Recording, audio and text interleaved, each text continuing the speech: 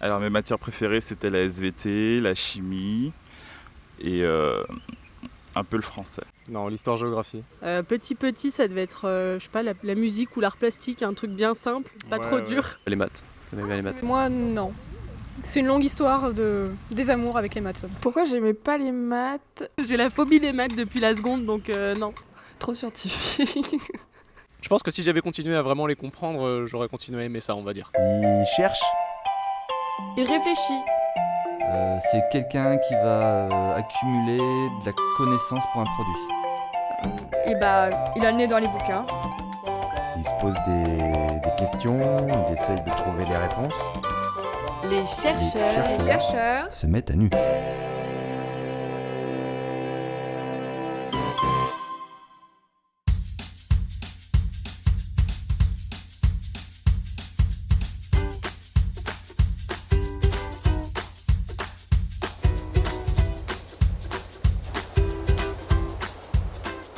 Vous voulez savoir comment je me suis retrouvée là? Dis-moi Arnaud, comment est-ce que tu t'es retrouvé dans un labo de mathématiques? Oula, l'histoire est longue. J'ai fait donc des études pour arriver là, donc j'ai passé un bac scientifique. Ouais. Ensuite, je suis allé dans les classes préparatoires au lycée Gay-Lussac à Limoges. Je suis rentré en magistère à Orsay, où j'ai fait des maths appliquées à la biologie, et j'ai intégré l'école normale ensuite. Et à la suite de l'école normale, j'ai eu une thèse et j'ai choisi d'aller à Clermont-Ferrand. Du coup, t'as fini toi à Clermont, dans ce laboratoire de maths. Tout à fait. Tu me le fais visiter? C'est parti? Je te suis. Allez, on y va.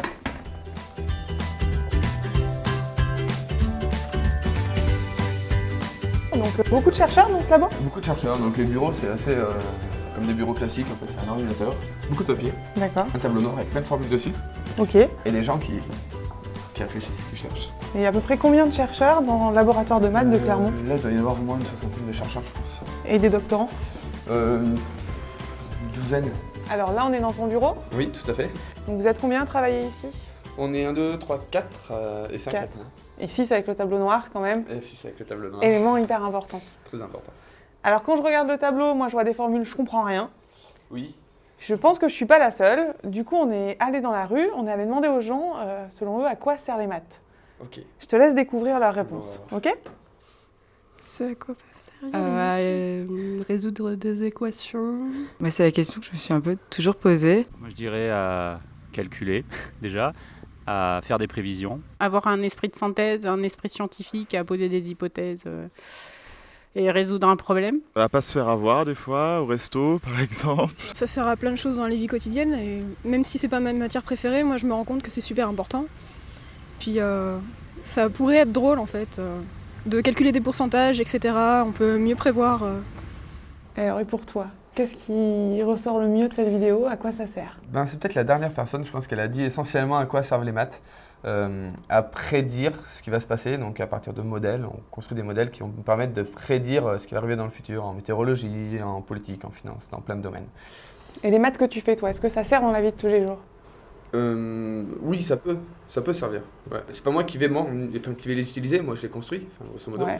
Mais après, peut-être que quelqu'un, ou certainement que des gens les utiliseront. Oui. Finalement, on peut retrouver des vieilles choses à la bibliothèque qui servaient peut-être à rien et qui vont servir aujourd'hui? Voilà, qui vont servir à moi, et après, peut-être que quelqu'un prendra ce que j'ai fait pour quelque chose, et que quelqu'un le reprendra, et qu'à la fin, ça aura une application, on espère, très utile pour la société, voilà. D'accord. Tu m'amènes voir ces trésors à la bibliothèque? On y va, allez, je te montre Parti. ça. Merci. De rien. Bon Barbara, donc là on est dans la bibliothèque de mathématiques. Donc il y a des livres partout. Donc en fait ces livres, c'est des journaux. Donc il y a plein d'articles à l'intérieur des chercheurs qui ont trouvé des trucs. Et nous, ce qui va nous intéresser, c'est un livre. Et dans un livre, ça va être 2-3 pages. Donc on va aller là et on va prendre un livre. Et je vais te montrer ce qu'il y a dedans. Donc c'est un livre de 1971. D'accord. Les chercheurs qui ont écrit ça ne s'intéressaient pas du tout au cas des forêts, mais ils faisaient des maths pour faire des maths. Et du coup, là-dedans, il y a une équation qui va nous intéresser à la page 147. Voilà. Donc tu vas t'inspirer d'une vieille équation qui a près de 40 ans. Voilà, qui a près de 40 ans, même. et en fait que mon modèle retrouve cette équation-là, par hasard. Du coup, ça te permet d'avoir une équation déjà résolue que tu peux directement appliquer? Alors déjà résolue, oui, ou de moins m'inspirer de ce qu'ils ont déjà fait pour pas avoir à le refaire. Voilà. D'accord, très bien. Donc je gagne du temps. Ok, c'est étonnant. J'ai pas vu le temps passer ce matin, mais je pense qu'on doit pas être loin de la pause déjeuner. doit être l'heure, oui. Les maths, ça creuse. C'est ça, et je suis allée chercher un pique-nique, je reviens et je te rejoins là et on mange ensemble. À tout de suite. À tout de suite. Allez. Arnaud Arnaud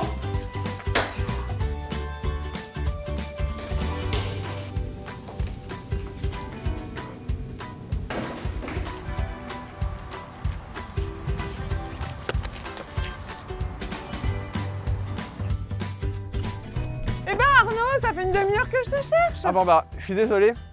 J'ai pas vu l'heure passer, il a fallu que j'aille m'entraîner. Ah, On c'est court la un faute petit de peu Paolo, entre midi c'est et ça 2. C'est la faute de Paolo, ouais. On y va. Allez, en route. Merci. Tu viens Paolo? M'attendez pas, hein. Merci. Hein. Pardon. Au revoir Paolo. Sympa les potes. Bon alors, je pars 5 minutes, je te retrouve en train de faire du rugby. Bah Beaucoup oui. d'activités en dehors de la thèse? Oui, je fais pas mal de choses. Je fais du judo, Ouais. donc du rugby. Je fais aussi des choses qui sont pas vraiment du sport. Donc j'ai fait de la trufficulture, chez des truffiers. Original. Et voilà, donc ici aussi je pêche à la mouche. Beaucoup d'activités loisirs en pleine nature. Ouais, en pleine nature. À côté de ça, moi j'ai vu que tu faisais aussi un petit peu de vulgarisation scientifique avec ta participation à ma thèse en 180 Tout à secondes fait. avec Paolo pour le coup. Oui. C'est tout à fait ça, ouais. Et alors il était comment à la finale? Oh, bah, un peu stressé comme tout le monde, mais Comme tout le pas monde, trop. Il gère bien le stress, je trouve. Et il explique bien, c'est un bon vulgarisateur?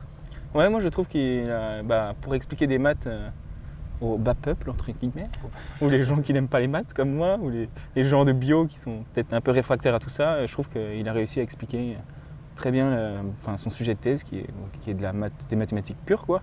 Et du coup, ton secret pour allier tout ça, tes activités loisirs, le sport, la thèse, est-ce que tu as un lieu où tu vas te ressourcer quand tu fais tout ça et que tu as envie de Ouais, t'éloigner un petit peu de la thèse? J'aime bien aller au bord des rivières. C'est possible qu'on aille là-bas cet après-midi? Ah bah je peux t'amener, ouais. Pas de souci. Cool. Bah écoute, on mange, Allez. on y va? Ça marche.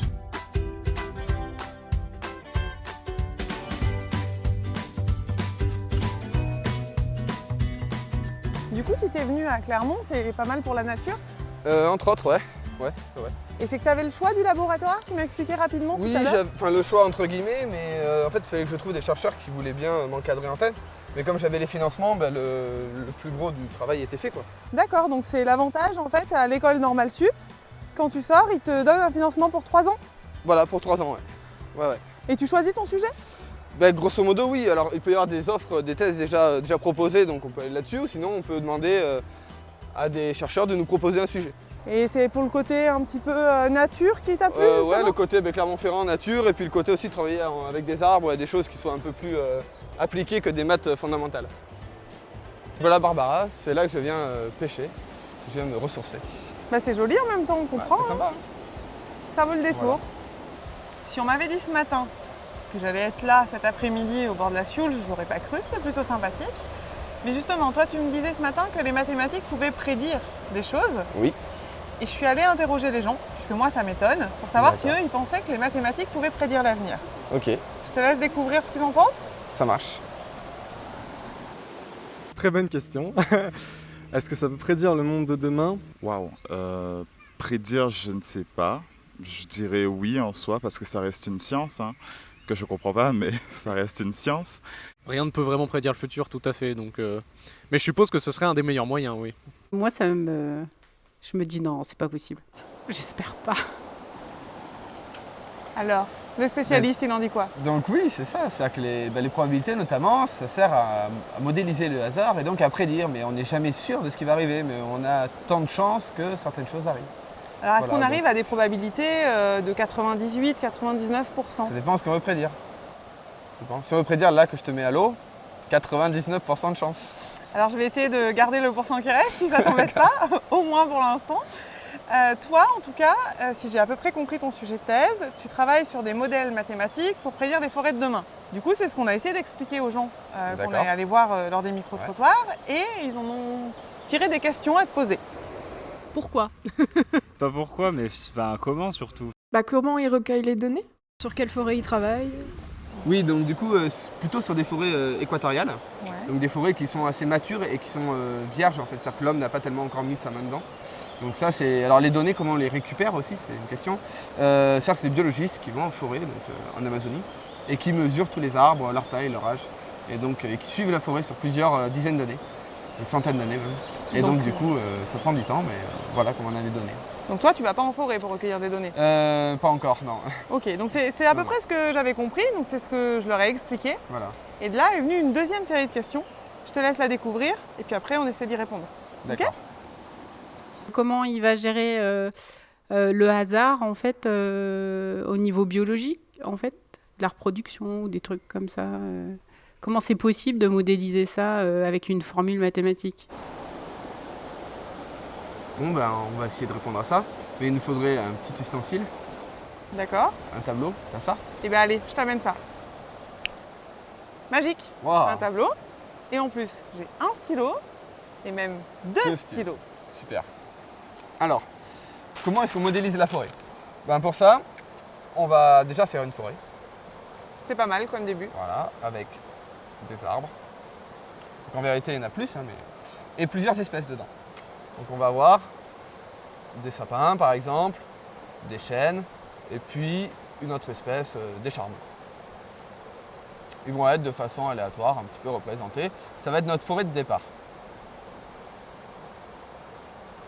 D'accord? Ouais. Et la question, ça c'est notre forêt qu'on a aujourd'hui, que sera-t-elle demain? Donc ce qui va se passer, c'est qu'on va faire mourir un arbre, c'est ce qui se passe dans la vraie vie, il y a des arbres qui meurent, par exemple celui-là, on en choisit un au hasard, il meurt, et un autre va le remplacer. Et donc il va être choisi en fonction de son affinité par rapport au milieu. Par exemple, ça va être celui-là. Donc à la place de celui-là, il va y avoir un chêne. Ok. Et on répète cette expérience. Alors de temps en temps, ce qui peut se passer, c'est qu'il y a aussi des espèces qui viennent de l'extérieur. Par exemple des oiseaux ou des choses qui ramènent des graines venues de l'extérieur. Donc par exemple, on peut aussi tuer celui-là, au hasard, et il y en a un autre qui va venir de l'extérieur, une nouvelle espèce par exemple.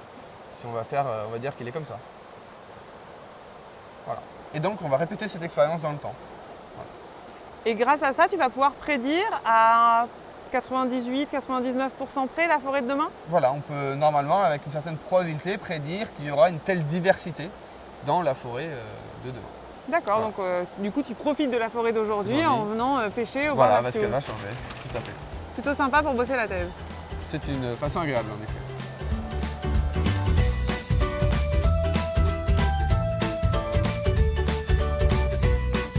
Arnaud? Arnaud? J'ai une dernière question à te poser. Et viens me poser ta question, viens. J'arrive.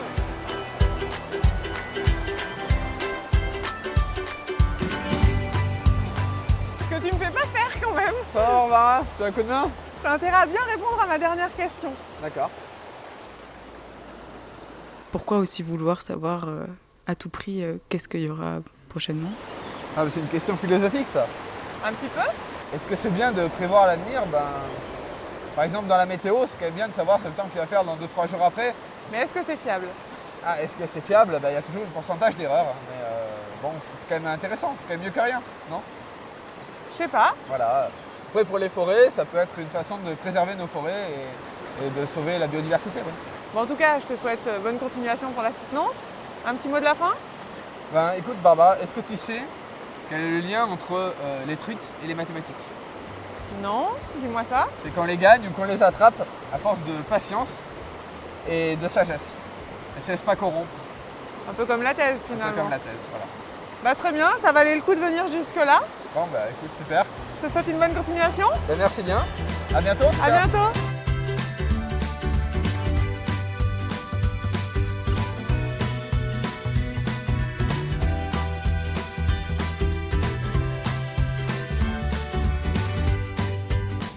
J'aimais les maths, mais c'est les maths qui m'aimaient pas. Quand on comptait 2 ou 3 stylos, on voyait vraiment qu'il y avait 1 ou 2 ou 3 stylos quoi. C'est génial. Je ne prends pas les chemins.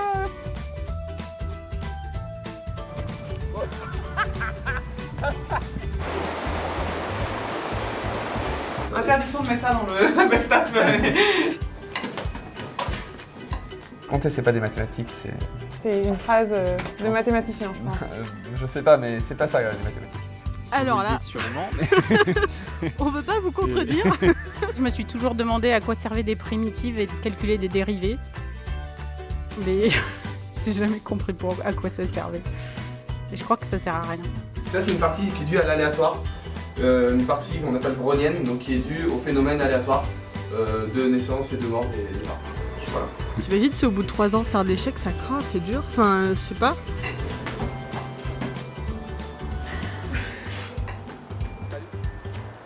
On dirait une débile qui repart.